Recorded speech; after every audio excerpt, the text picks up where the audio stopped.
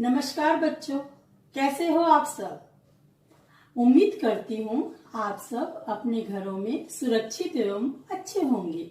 बच्चों, आज का हमारा विषय है अनुच्छेद लेखन। तो सबसे पहले हम पढ़ेंगे अनुच्छेद क्या है।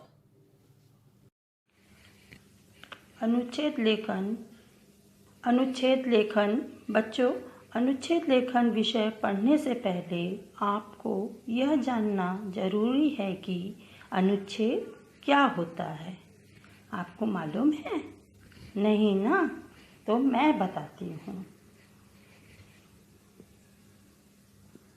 किसी एक भाव या विचार को व्यक्त करने के लिए लिखे गए संबंध और लघु वाक्य समूह को अनुच्छेद लेखन कहते हैं। हम अपने मन के भाव और विचारों को अनेक प्रकार से प्रकट करते हैं, जैसे कभी विस्तार से, कभी संक्षेप में, कभी हाँ, कभी हूँ, कभी न और कभी नहीं कहकर आदि। पर कभी कभी हम सिर भी हिलाते हैं अथवा कभी हाथ हिलाकर अपने मन की बातों को बताते हैं। अनुच्छेद अपने आप में स्वतंत्र और पूर्ण होते हैं। अनुच्छेद का मुख्य विचार या भाव की कुंजी या तो आरंभ में रहती है या अंत में। उच्च कोटि के अनुच्छेद लेखन में मुख्य विचार अंत में दिया जाता है।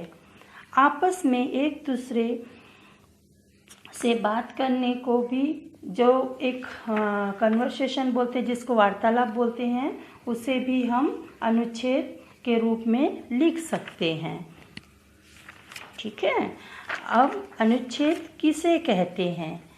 हम अपने मन के भावों और विचारों को अनेक प्रकार से प्रकट करते हैं, जैसे कभी विस्तार से करते हैं, है ना। जब हम किसी विषय पर अपने भाव या विचार विस्तार से प्रकट करते हैं तो उसे निबंध लेखन कहते हैं, किंतु जब किसी विषय पर अपने विचार संक्षेप में प्रकट करते हैं तो उसे अनुच्छेद लेखन कहते हैं।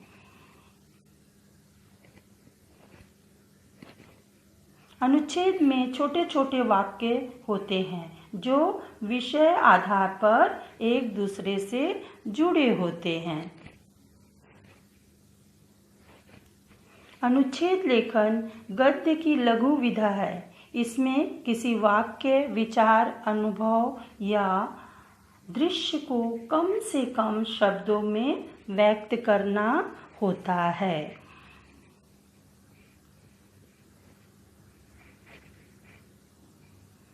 किसी खास विषय का विवरण बनाना, किसी प्रक्रिया का वर्णन करना, किसी खास अवसर का वर्णन करना, किसी के चरित्र का वर्णन करना, किन्हीं दो चीज़ों की तुलना करना, किसी चीज़ का कारण और प्रभाव बताना, ये सब अनुच्छेद के रूप में हम लिख सकते हैं। अनुच्छेद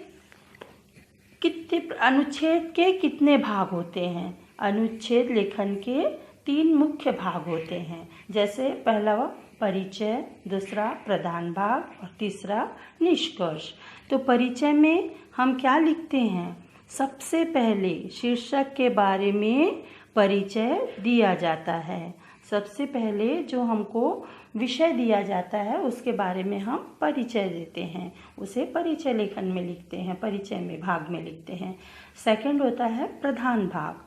प्रधान भाग जो मुख्य भाग होता है, बीच का भाग होता है, जिसमें हम बहुत कुछ लिखते हैं विषय के बारे में, और उसे लिखते समय हम कभी कभी कविता, कभी सूक्ति का भी प्रयोग करते हैं। उसके बाद आता है निष्कर्ष। निष्कर्ष में ये तीनों भागों को मिलाते हैं, परिचय वाला भाग भी रहता है और प्रधान भाग को भी मिलाकर निष्कर्ष वाला भाग को लिखा जाता है। यह अंतिम भाग होता है जिसमें तीनों हिस्से आपस में जुड़े होते हैं। महत्वपूर्ण बातों का ही ध्यान रखना चाहिए, विषय से हटकर नहीं लिखना चाहिए। मुख्य विचार से यह जुड़ा होता है। हम तो इनके भागों के बारे में पढ़ लिए, अब पढ़ेंगे अनुच्छेद लिखते समय कौन कौन सी बातें हमें ध्यान रखनी चाहिए। क्या करना है? सबसे पहले भाषा छोटा, स्पष्ट, सरल, सुबोध और प्रभावी होनी चाहिए। इसमें किसी विषय के किसी एक पक्ष पर 80 से 100 शब्दों में अपने विचार व्यक्त किए जाते हैं। अनुच्छेद में हर वाक्य मूल विचार से जुड़ा रहता है, यानी लिखते समय विषय को ही घुमा फिरा कर समझाया जाता है। अनुच्छेद अपने आप में स्वतंत्र और पूर्ण होते हैं। अनुच्छेद में छोटे छोटे वाक्य होते हैं। तो बच्चों, आप इसे अच्छे से समझ गए होंगे। तो मैं इसमें और आप लोगों को आपके व्याकरण बुक से 2 सब विषय दे रही हूँ, जिसे आप देखकर कॉपी में अच्छे तरीके से लिखेंगे।